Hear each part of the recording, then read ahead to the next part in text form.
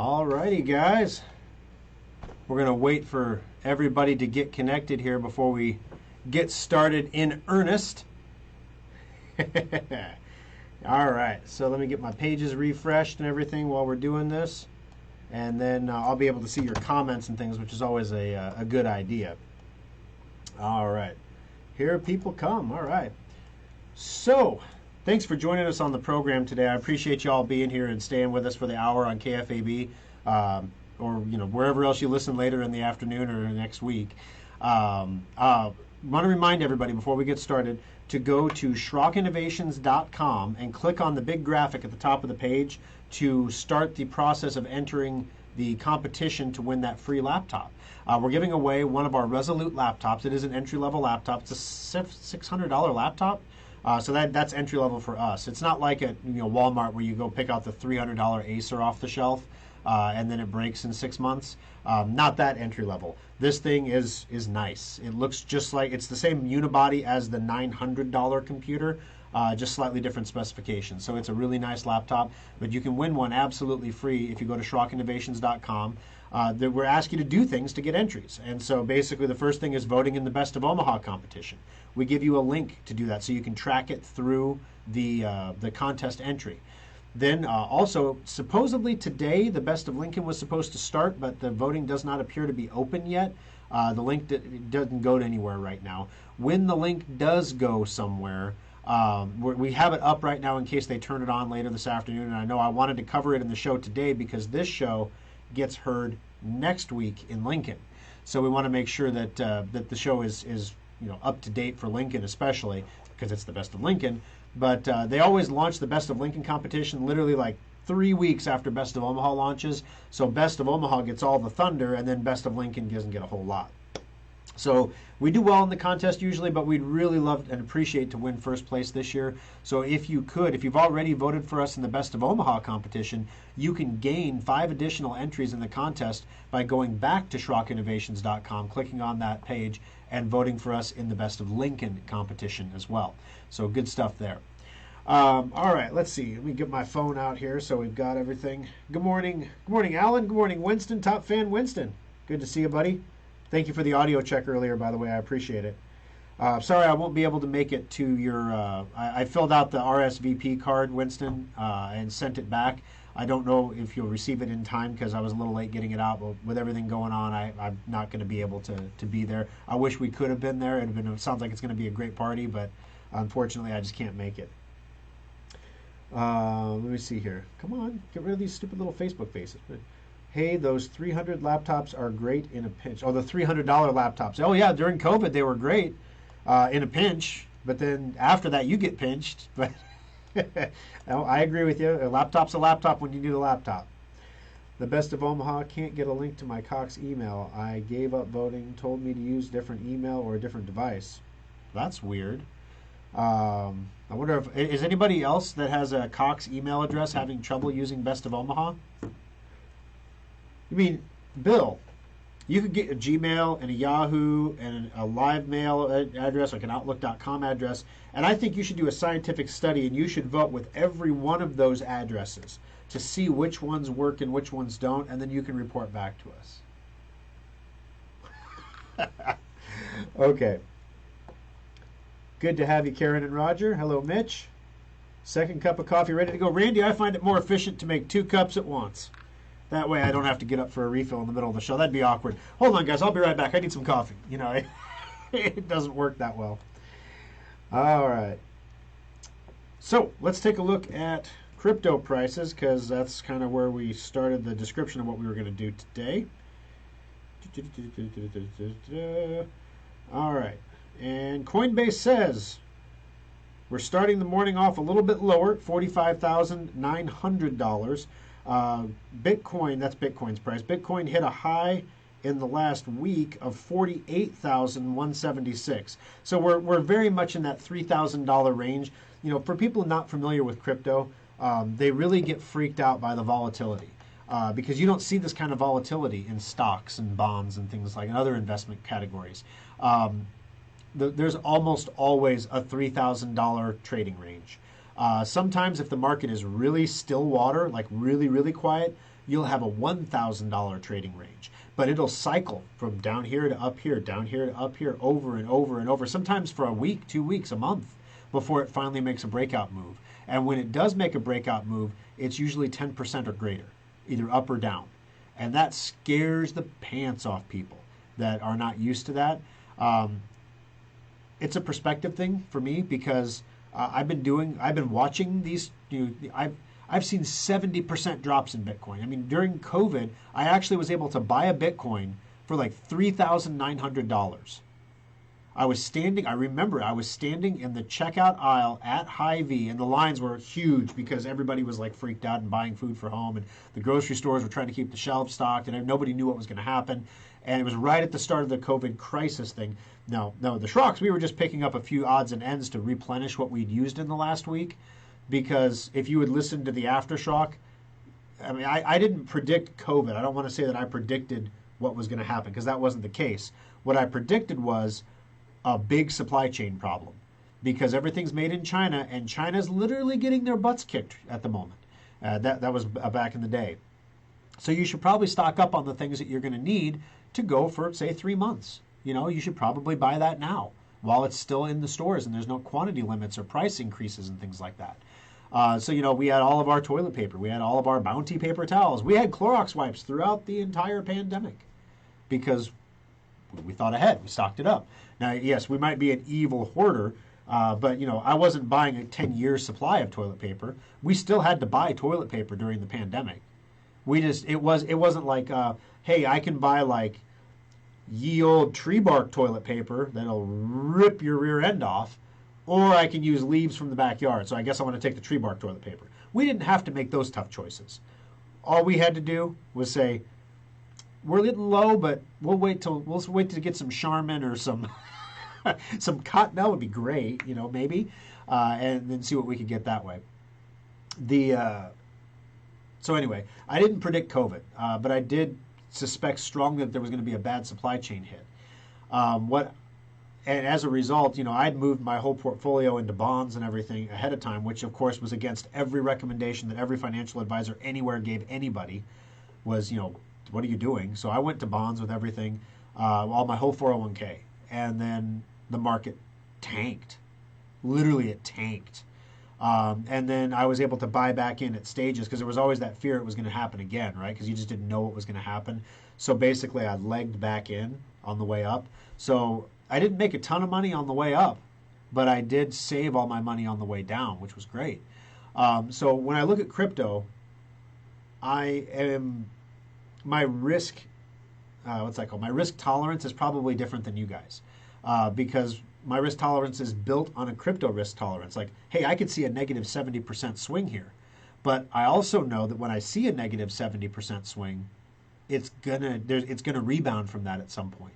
So yeah, in the height of a pandemic, when nobody really knows what's going to happen or if the state's going to shut down or what my business is going to do, is it a responsible adult decision to spend $4,000 on a Bitcoin? No, it's not. And I told my wife that. I'm like, hey, Bitcoin's at like $3,900. I think I ended up getting it at 42 because I talked to my wife first and the price already started going back up.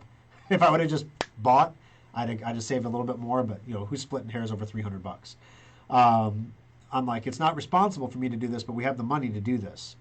And I think it would be a good idea to do this. So we did that. And I'm very glad I did right now, right? I'm terrified to sell it because of the tax implications, right? I want to trade it because FIFO would be like, yeah, you traded that $3,000 Bitcoin. Uh-oh. But yeah, I mean, anytime you see a volatility opportunity, it's an opportunity to buy in crypto. So I said there's going to be dips on the way up. It's never too late to get in, but there's always going to be a dip. Wait for the dip. And when the dip hits, either dollar cost average in, buy the same amount every 2 weeks or whatever, or wait for a big dip and then buy in there if you want to buy in. If you don't want to play crypto, you don't have to. I own stock in Coinbase. Literally, it trades in sympathy with the price of Bitcoin.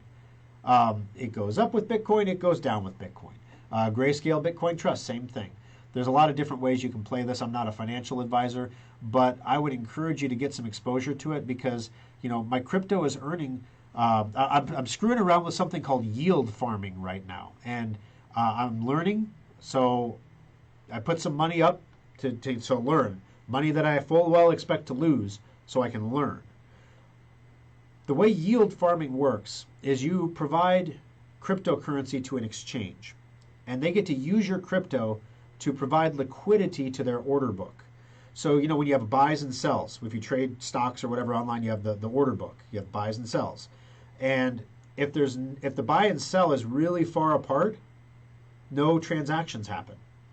And so what they will do is the exchange will use this liquidity that they have set aside to fill buy and sell orders at the set prices that are closest together to create market volatility or to create market activity. Then, as those orders get filled, new orders get placed, and the idea is that you are paid a fee you get a percentage of the trading fee that the exchange is charging for the transaction, because unlike stock trading, you pay for trading cryptos, and also the volatility. You're playing the volatility. It's like playing blackjack with the house.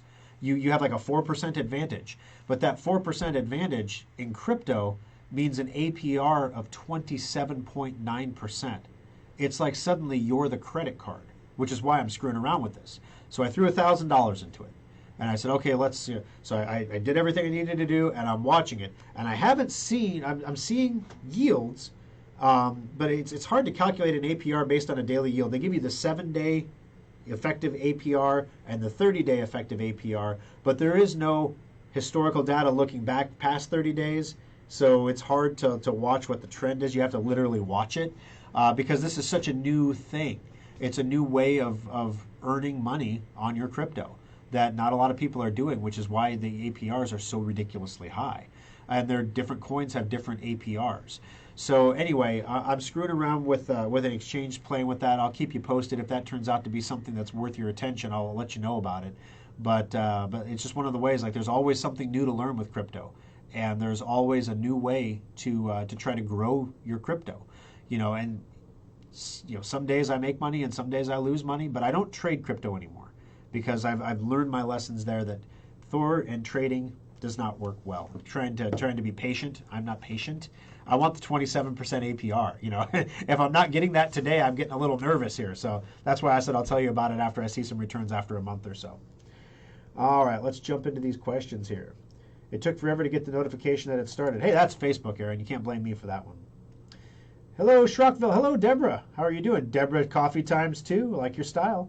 I think Facebook wants me to miss the first 3 minutes of every After Schrock. Well, you know what? You can go to SchrockInnovations.com, click on radio show. While you're there voting for us in the Best of Omaha and the Best of Lincoln, you can click on that, and you can watch the first 3 minutes later on. It'll be up on Monday. Sergey's really good about getting that up pretty quick. Mark says, good morning. From the customer that tried to mail the Lincoln Service Center a package to the wrong address stated on the old business card. That was you, Mark? Oh, my gosh. As an interesting thing about that, it changed the zip code. It did. So, yeah, I didn't realize that was you, Mark. Yeah, literally, I was trying to be helpful. And it's like, because in Lincoln, if you're familiar with Lincoln, you can't go to 15th and Pine Lake Road. There's no street there. So you go to 14th and Pine Lake Road, and our building actually faces away from 14th Street. So we have a sign on the back of the building and a sign on the front of the building so that when you come and you're like, hey, that's Schrock there, you can turn into the parking lot, turn again, and turn a third time, and now you're at our front door. Because it's kind of in a cul-de-sac of apartments and things like that. One of those new kind of mixed-use development areas. So anyway, it was me trying to be helpful and ending up doing quite the opposite. Sorry about that, Mark. Didn't mean to screw up your package. So you're the one that took all the toilet paper. You know me. I'm just a crappy guy like that. Oh, the dad jokes are here. Oh, golly. All right. Roger, good morning. How are you doing?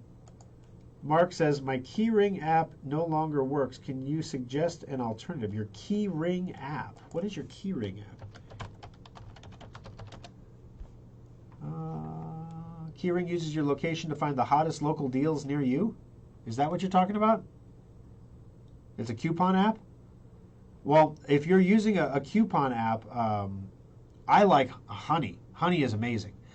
You can install Honey on your web browser. So how Honey works is you log in on your web browser. There's an add-on you can put on your web browser, and then when you go shopping anywhere online, it does a few things for you. Number one, you earn points for everything you buy online. You earn Honey points, and those Honey points can be exchanged later for gift certificates or gift cards for Amazon, things like that. But the most important thing it does is it has a coupon aggregator built right into it. So you click, it says when you're checking out, it says we have 27 coupons, and you click try them, and it tries all 27 coupons to see which coupon is the one that gets you the best deal. Works great when you're buying pizza. I usually save around $11 every time I order dinner for the family because the Honey app gets me a discount with the thing, and then I get the points later too. It's kind of neat. So anyway, I would recommend Honey if that's the app that you're talking about. Alrighty. Let's not forget about ETC. Do you mean Ethereum? ETH maybe? ETC is like the old Ethereum, isn't it? I wouldn't touch that with a 10-foot pole. But I won't forget about Ethereum, don't worry. Ethereum actually is a different cryptocurrency. It's like Bitcoin, it's a crypto. But it's actually holding up a little bit better than Bitcoin. It's at $3,161 right now per coin, down about 2.3% today in the last 24 hours. Over the last week, it hit $3,333. So it's about $140 down, so similar down as Bitcoin for week on, but it rallied harder than Bitcoin, primarily because of the successful launch of their Ethereum 2 trial fork.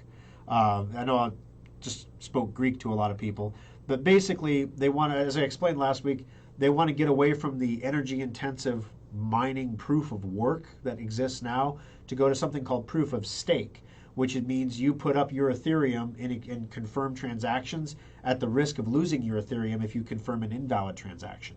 Therefore, it's in everyone's interest to make sure the network is secure and all the transactions are accurate, because if they're not accurate, you lose way more money than you could possibly gain by validating a fake transaction.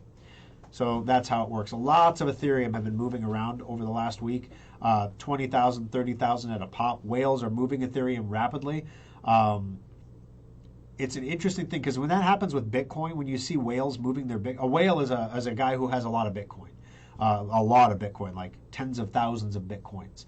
When you start to see those Bitcoins moving into exchanges, that is a leading sell indicator. That means that the price is about to go down, because these guys move their coins into an exchange because they're going to start playing with them. They're going to start selling them. They're going to start,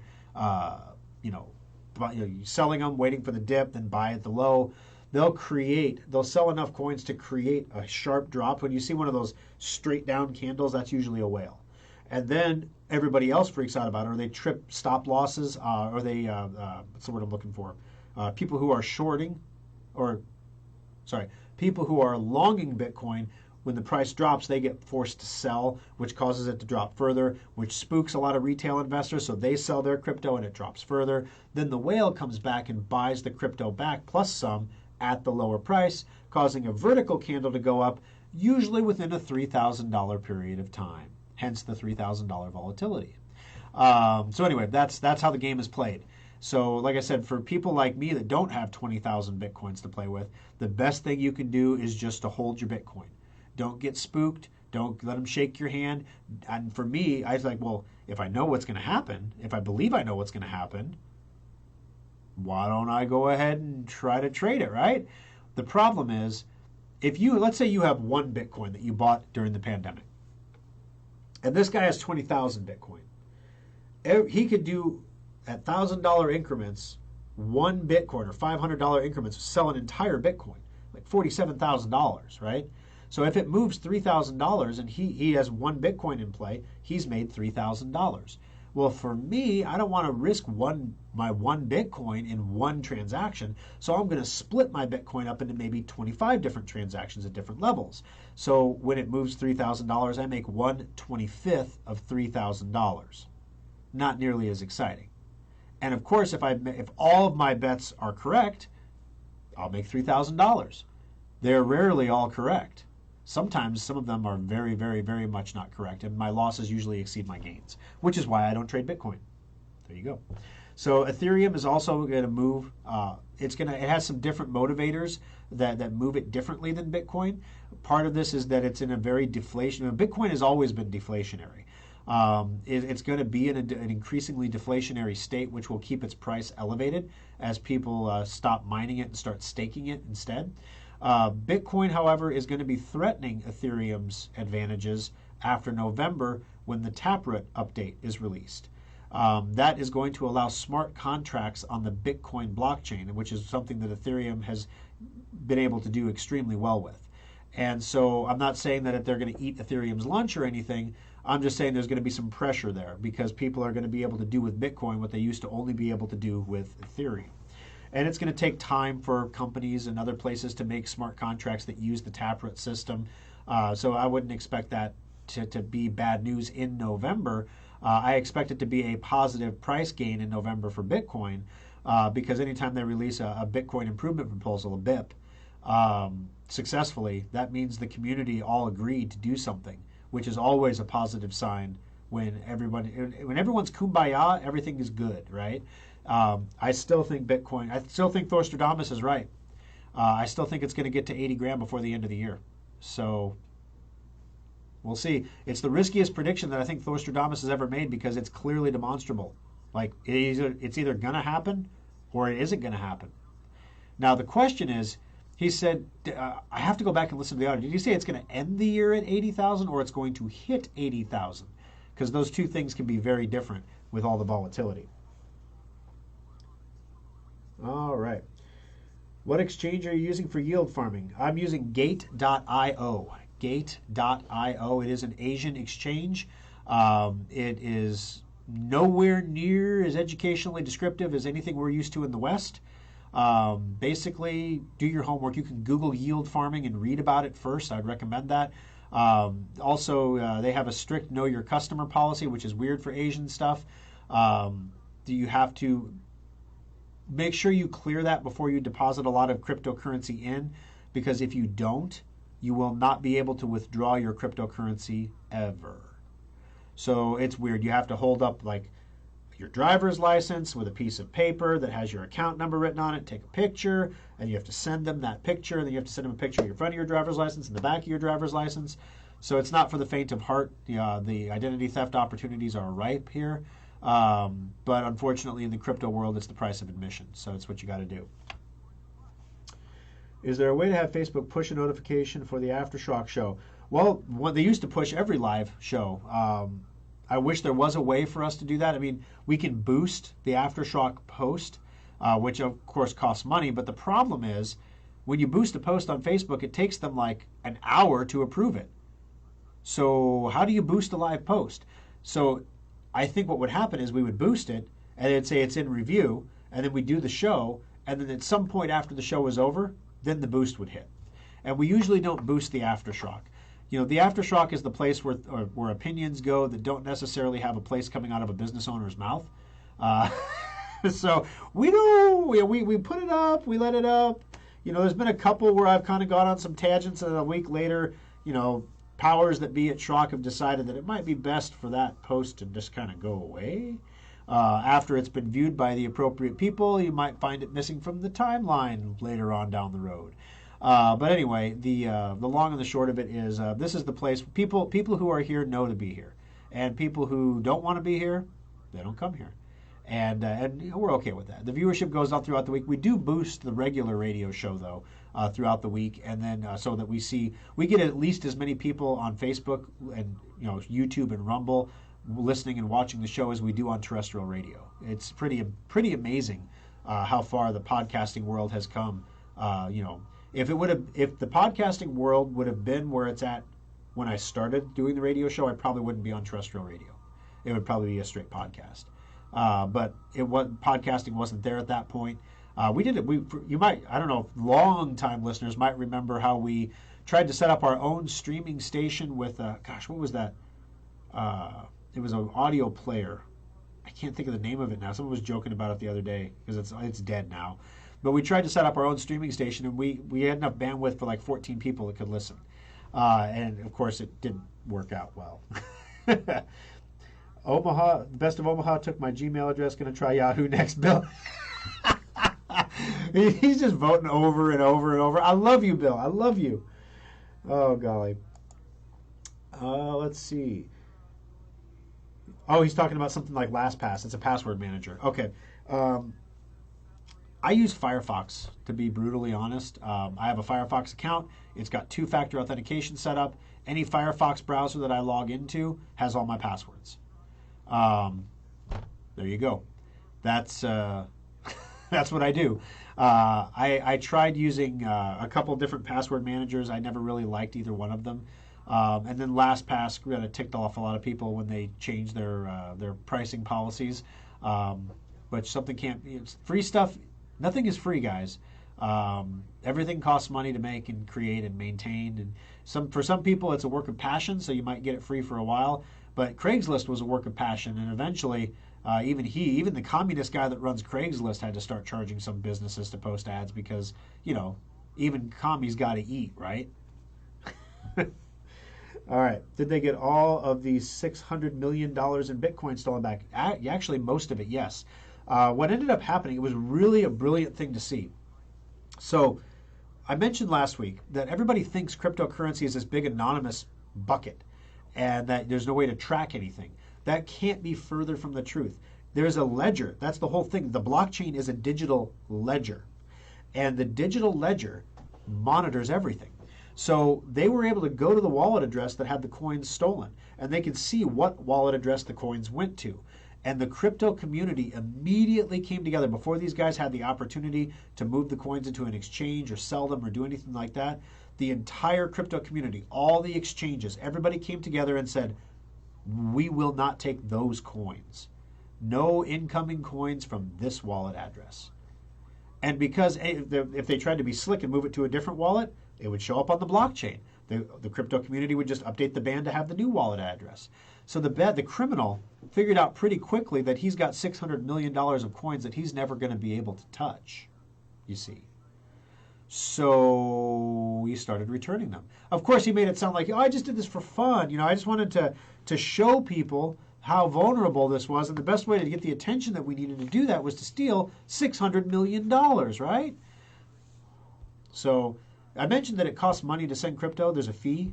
I don't know who's paying the fee to return the $600 million, but my guess is this guy's still going to owe a lot of money when this is done. But he has returned almost the entire $600 million theft because the crypto community came together and enforced it themselves. There is no crypto cop. There is no crypto Interpol that comes together and does these things.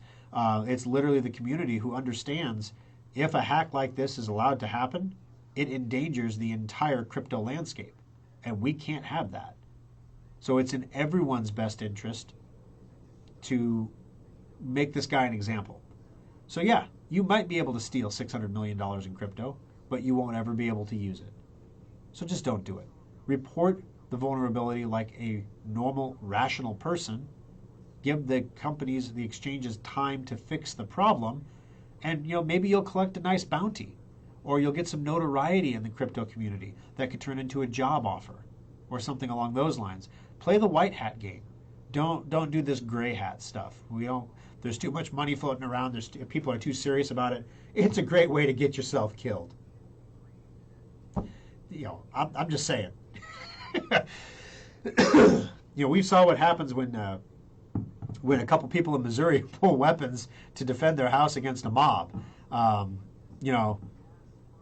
They didn't steal $600 million from a bunch of crypto people, that caused them to lose a bunch of money and everything. So, yeah, I wouldn't. $600 million is a lot of money. That's killing money, I think. I don't know. I've never killed anybody, but I would think if there's an amount of money that's killing money, $600 million is killing money. All right, let's see. Aaron says, I got a good coupon app, made $60 with it in the last couple months of ordering groceries online. There you go. Carrying stores rewards information. Oh, so I don't have to carry the 30 reward cards. I never used the coupon feature. Yeah. I know that Apple actually does a pretty good job with their keychain. If you have an iPhone, you can actually store those in your Apple Wallet. My wife does that. I usually use apps or take pictures of the cards and keep them in my phone, and then I just bring up the picture and I can scan the barcode that way. because all the scanners now can scan phones, so that's pretty handy. Excuse me. My voice is starting to cut, guys. I must be talking too much. All right. John says, several months ago on the Aftershock, I was bragging about how well my silver investment was looking, and you dashed my enthusiasm when you said that when we learn to capture an asteroid and mine it, precious metals will become worthless. So I'm watching Nova on PBS, and what do you know? There's a plan to capture one and place it in orbit around the moon to be mined for precious metals. Thorstradamus strikes again. That's hilarious, John. Yeah, actually, I saw this thing about there's an asteroid that is approaching our solar system that's worth like they said some quadrillion, it's some impossibly imaginable number. You know, maybe that's the number of dollars that there are, a quadrillion, I don't know. But literally, there's more gold than is on the entire planet Earth on this asteroid, apparently, and it's heading right toward us. This is the natural extension, right? This is the logical extension of where we go. Thought occurred to me as I was driving in this morning. Everybody's talking about inflation, and one of the things, you know, here's your heads up for the Aftershock. For those of you sticking around this long, the 68 of you that stuck around this long, there's a major port in China. China has a zero tolerance COVID policy. One confirmed case can lock down a town. Okay, they locked down the port town, and I don't have the name in front of me, but they locked down a major port that is responsible for shipping a huge amount of consumer goods to the United States because of COVID. There are warnings going out that because this port is locked down, what they're shipping from that port right now are your Christmas gifts that you're going to buy this holiday season. It would be very advantageous for you to get your holiday shopping, especially if it includes electronics, done ahead of time. Someone in my life asked for a certain electrical device for Christmas, and I think I'm going to be buying it now. Samsung's coming out with a new watch. The new Samsung watch actually has 3 different sensors on it that can detect an AFib, that can detect, literally you put your fingers on here and it'll do body composition. It does some amazing things. Given everything my father-in-law is going through and the fact that my father, you know, my kids lost one grandfather 9 months ago, and now their second grandfather is in a cardiac ICU. And literally, no one's going to say a bad thing about the doctors at UNMC. Don't get me wrong. Please don't misunderstand. But he is also showing us that there are doctors in other places that have more knowledge than the ones at UNMC when it comes to some things. That no one can be an expert at everything. He is pushing the boundaries of what the doctors have ever seen in their careers. They say he's easily the sickest man in Omaha right now. And he's on the same floor as COVID patients. And no, the ICU is not full of COVID patients. The ICU is full, but it is not full of COVID patients. I've been to the ICU.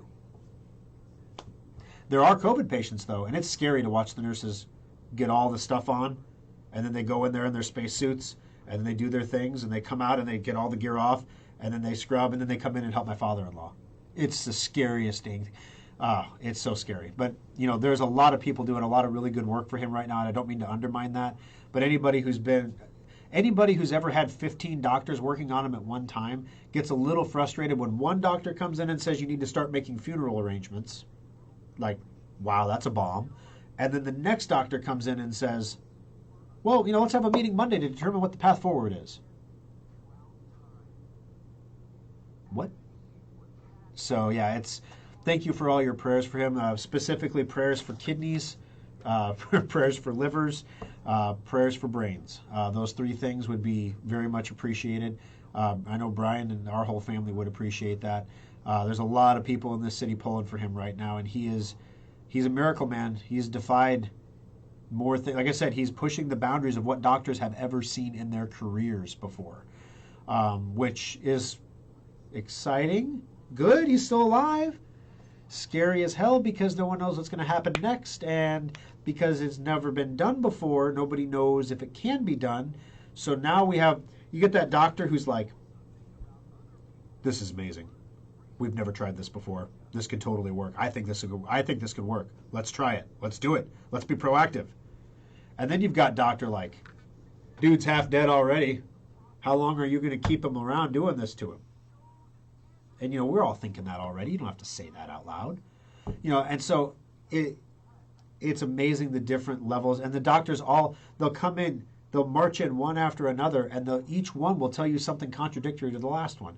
We're like, please, can you all have a meeting outside and then send in one emissary to deliver the summary?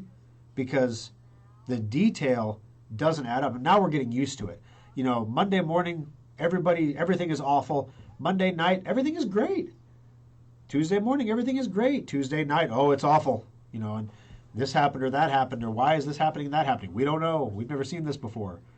He's easily the sickest man in Omaha. You're like, okay. So, but he's still in there. He still knows who's who. He still loves his family. And, he's fighting real hard. So we're all pulling for him, too. So anyway, the asteroids are coming. They're going to mine them. What about Bitcoin transaction fees on BlockFi? Roughly, what are they? Okay, interesting. BlockFi does not have a transaction fee. What does that mean? So if you send money into BlockFi, you don't pay a fee to send it in unless there's a fee charged from wherever you're sending it. So if you directly fund with BlockFi, there's no fee. If you withdraw your money from BlockFi, there is no fee. BlockFi also allows you to trade, however, and there are no fees on the trades. However, you will notice that there is an unusually large gap in the order book, like $300, $400, $500, $600. So the price that you can buy and sell your coins for is $400 to $600 off of the prices on Coinbase or other exchanges. So in other words, there's no fee per se, but there's a fee that you're paying because the prices that they're willing to exchange for, because BlockFi is handling the exchanges. It's not a brokerage, right? So they're buying your Bitcoin or selling you Bitcoin, and they're managing all the orders. There's no order book to look at or anything like that. And if you don't like their prices, you can buy and sell your Bitcoin somewhere else. But that's where BlockFi is making some money there on that. And they got to make money somewhere. So I wouldn't trade my Bitcoin on BlockFi. Good thing I don't have anyone to buy anything for on Christmas. Aaron, that's got to be the saddest thing I've heard all day. Aaron, we love you here on the After Schrock. If you would like to buy me a Christmas present, you could do that. I have a list. In fact, my cup. See this rivet missing right here? My Thor leather Yeti holder. I need a new one. There you go, Aaron. I'm just kidding, Aaron. Don't buy that from me. My wife's totally already bought that, I'm sure. All right. Some doctors don't have a brain-to-mouth filter and their crappy bedside manner. Sounds good, Aaron. Sounds good. I'll take the scarf. All right.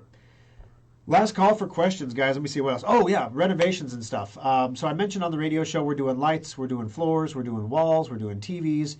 Pretty much everything in the Omaha Service Center is getting revamped. The Data Recovery Lab in Omaha is getting a bunch of new equipment. Literally, we got our Christmas shopping done early. One of the other things that we haven't mentioned, though, throughout the whole pandemic, lots of businesses had a really tough time. Tech businesses were not among them. We got our rear ends kicked. We were those essential workers that worked throughout the entire pandemic. And I don't want a cookie or anything for working. I was thankful that we were allowed to work, if that tells you anything. That we were in one of the 9 states that didn't shut down. Nebraska and Iowa were 2 of the 9 states that didn't shut down. We were able to open a new service center in Des Moines in the middle of a pandemic and have it be successful. It was a lot of blessings there, which actually made us pretty profitable, which is normally a good thing, except for taxes, it's kind of scary. So we had to do a lot of really quick things to try to offset that, like time to replace all the company vehicles, that kind of stuff. So we bought new vehicles for the company. We have the little Fords, and we got a Ranger pickup and some other stuff, and none of them have any decals on them. We never took them to Revolution to have all the decaling done. The Schrock logos and stuff put on the vehicles. So those are all getting done this week, so that they're all decaled out, so as we drive around town, you'll be able to see, hey, that's the Schrock car. Who's in that car? It won't be me usually, but I can't drive a Ford Focus. They're too small. But that's not a Focus. What are they called now? Fiestas. But then they stopped selling the Fiesta. This is terrible. Ford doesn't have a car anymore that's under $25,000. Chevy does, but I haven't bought a Chevy. What the last Chevy made vehicle, which is General Motors, that I think we owned was, what was that minivan? We had when my son was little and Schrock was kind of getting off the ground. Everyone's like, must be nice to be a big company owner. They never talk to you about the mac and cheese days or the days when you're digging coins out of the couch cushions to buy formula for your kid. They never remember those days. They just remember, that must be nice. So we got a minivan, right? My wife needed a car. They put the car seat in and everything. We got her a minivan so we could all go places, whatever. So she's driving down the interstate with baby Jacob in the back. He was maybe 2 or 3. She's driving down the road, and all of a sudden he's like, Mommy? And she turns and looks at him, and this phantom ghost demon van popped its side door open, driving down the interstate, and started to roll. They had one of those electronically opening doors, which we thought was so cool back in like 2001. But it was just opening automatically. And that is like not supposed to happen while the vehicle is moving at 70 miles an hour. So my wife is like, she's pulling over. She's like, stay in your seat. Don't touch your buckle. Don't touch that buckle. And so she gets out. The door just keeps opening automatically. So finally we ended up selling the car. I think a couple guys drove it back to Mexico or something. I don't know what happened, but we sold that car. So yeah, it's the haunted minivan. That was the last time I owned a General Motors vehicle. Haven't been too eager to buy one since then. But man, some of the they have the little Chevy, not the electric ones, but they've got we don't want to have a big, nice, fancy car for the guys to drive because inevitably it's full of drink containers and you always have that one employee who smokes that thinks it doesn't smell, thinks they can roll the window down and get away with it. So the cars, they take a beating. So we don't buy them Teslas. Although they said, could you buy us a Tesla? Thor, we need to spend this money. We did a really good year. We could buy a Tesla. I'm like, yeah, I'm not too keen on seeing you guys burnt to a crisp. I'm not sure about this. But so anyway, we're having all the cars monogrammed now as well. So that's going to be pretty cool. I think one of the next maintenance things we're going to have to do is the signs over at Papillion in Omaha are starting to look a little weathered. I think they're going to need to be freshened up a bit. But yeah, so those are some of the next things. There's always something new and interesting to do to clean up and get things fixed up. Can you do an After Schrock on Twitch? Just wondering. We kind of put it on hold for a little while, but there's a service called Restream.io. And what Restream does is it takes a stream like this, like we're doing on Facebook, and it splits it off and it sends it to all the different streaming services. So you can have a live stream on YouTube, you can have a live stream on Twitch, you can have a live stream on Facebook, you can have it in all the different places, and Restream sends it to all the places. It's like $100 a month, though, to have the subscription. And so, doing it on Facebook doesn't cost anything but my time. And you guys give me an hour of your time every week to listen to the radio show. The least that I can do is give you an hour of my time to bring you other content that I think is kind of interesting. And it doesn't cost me anything to do it. I have a studio here that we're already paying for. I've got all the gear here. We're already paying for it to do the show. We may as well do an After Schrock. But you start charging $400 a month to stream it to multiple different places, then you have to ask questions like, okay, what are we gaining in an audience for that? Are we actually gaining a bigger audience, which we very well might? A lot of young people especially are not on Facebook at all. So, young people, I mean like the under 20s, the future Schrock customers are not on Facebook, not until they get older, So anyway, we thought about doing it, but then we would have had to create some kind of Patreon or some kind of like a subscription level After Schrock, which then I'm like, am I doing 3 After Schrock? So now am I taking something away from you guys in order to give it to more people for money? We've always talked about some ways that we can monetize the program. We played around with inserting commercials from different companies. We thought about getting a sponsor for the After Schrock. There's a lot of different ways we could slice it to cover that, but honestly, the easiest way is to beg for donations, is to get a Patreon thing set up and say, it's like $1 a month. You could be a patron for Schrock Innovations or for the After Schrock, and you pay $1 a month, and then so we get $66 this month, right? Maybe if everybody was a Patreon subscriber, and I'm sure you could say. Lovely Kimberly looked into this for me. She knows all how it works out. She actually supports some other podcasts that she loves to listen to. So she's like, no, this could be really something that works. And I was like, I don't know, guys. I'm already begging them to go vote for me in the Best of Omaha. I'm already begging them to like the show and to share the show with their friends and family. I'm already begging for referrals. It's like I feel like I asked so much from you guys already. The last thing I need to ask for is, I'm asking you for prayers this week, for heaven's sake. The last thing I need to do is ask you for $1 a month. It's not like I'm trying to feed the kids in Africa or something here. Save ASPCA pets and cats and things, and spay and neuter animals. And I'm not Bob Barker. I don't think I have the celebrity poll to bring in $1 a month. I don't think I'm quite there yet. All right.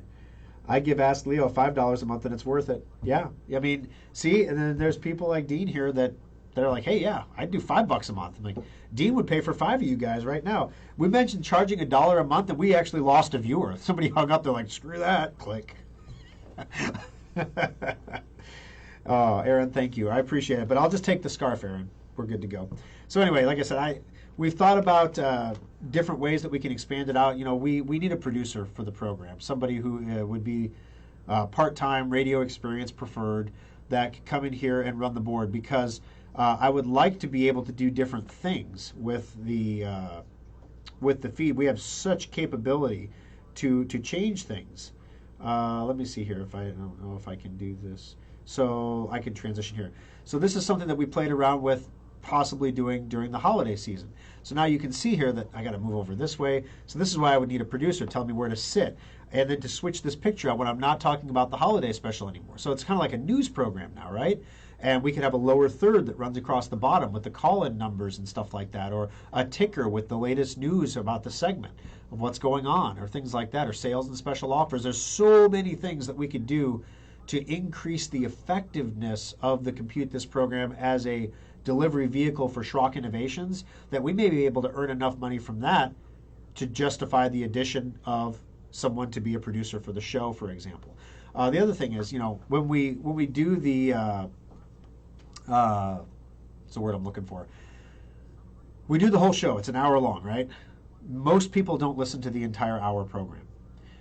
We want to get somebody who will slice it up into pieces for us. So we basically take a segment, and then Thor went on a tangent here for 4 minutes. We're going to cut that tangent out. We're going to get down to the meat and the potatoes, a 2 or 3 minute quick hit on what it is, and then we could put together like a briefing.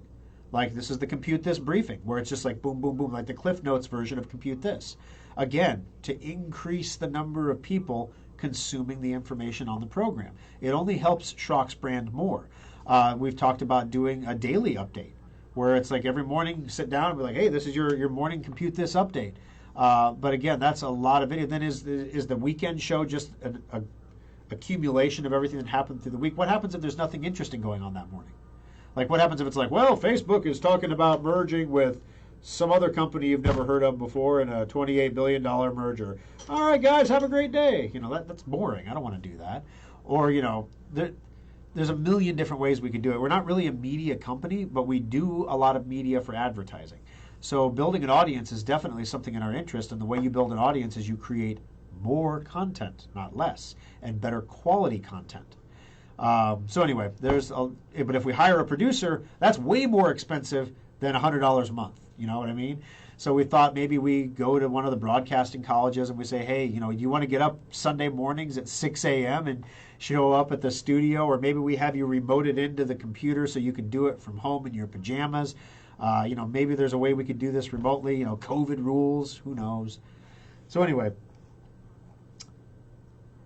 I'd stick around for the whole Schrockian experience. I stick around for the whole Schrockian experience. All righty. All right. Well, that's pretty much the end of the Schrockian experience today, guys. I got to get rolling here. I'm on kiddo duty. I love that Kimberly's going back to the hospital to be with my mother-in-law there while they wait to get the latest updates on Brian today. So I appreciate your prayers. Thank you for that. But I'll keep you guys kind of updated in the aftershock. I don't want to bring it into the regular program. He wouldn't, and I'm not sharing a bunch of details. There's a whole lot I could go into, but trying to respect his privacy a little bit. He's not a flashy guy. He's not. This right now would embarrass him, and I don't want to do that. So, like I said, we can make the aftershocks disappear later. All right, guys, have a great week. We'll see you next weekend for another edition of Compute This. If I can find the button to end the feed, that is. Here it is.